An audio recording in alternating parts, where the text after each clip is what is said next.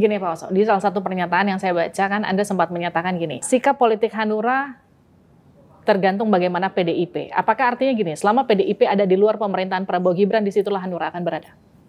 Sikap politik dalam memilih presiden itu memang Hanura dengan bergabung dengan PDIP. Tapi kita bukan koalisi. Saya menolak koalisi. Kita kerjasama politik. Dan itu diterima oleh PDIP. Oleh Bu Mega menerima kerjasama politik. Nah, kalau kerjasama politik itu bedanya, ya, keputusan kita bersama-sama. Oke. Dan tidak ada ketua di dalam kerjasama politik.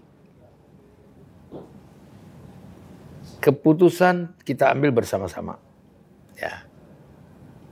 Walaupun partai PDIP kan partai besar. Dan setelah pemilu pun dia tetap sebagai partai besar. Itu harus diakui. Gitu. Tapi kita bukan anak buahnya dari sebuah partai yang lain. Oke.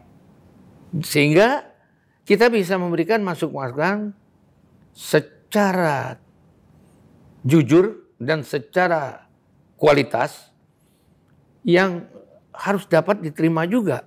Kemungkinan-kemungkinan bisa dipertimbangkan. Artinya Pak Oso mau katakan gini, kalau kerjasama politik itu kita sama tinggi. Sama tinggi dan sama kesempatan untuk memberikan masukan. Dan itu tidak adakah di Koalisi Indonesia Maju? Saya nggak tahu. Oke. Saya kan nggak ngurus Indonesia Maju. Ya kan? Enggak. Setiap pertandingan itu selalu ada lawan. Setiap lawan selalu mau menang. Dan setiap lawan yang mempunyai grup atau kelompok, dia harus loyal pada kelompoknya. Kalau enggak, ngapain dia bergabung pada kelompok itu gitu. Nah itu yang jadi pertanyaan saya. Kan dari awal ketika Pak Prabowo dikatakan unggul, saat itu masih unggul, belum ditetapkan oleh KPU, beliau menang atau tidak. Di Istora kan beliau sudah katakan gini, saya akan rangkul semua partai politik. Itu haknya Prabowo. Dia mempunyai hak untuk mengatakan apa saja ya yang bisa mempengaruhi semua orang di dalam membangun sistem yang dia bangun. Itu haknya. Ya kan? Tapi ada hak orang juga yang mau ikut dan tidak mau ikut.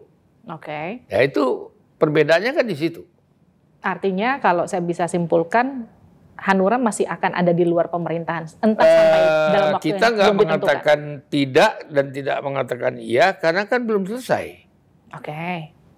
Satu, Prabowo kan belum dilantik, ya kan?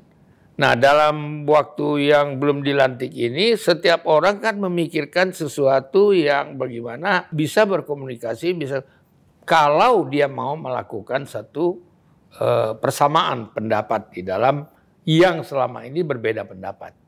Jadi bangsa Indonesia ini harus cerdas.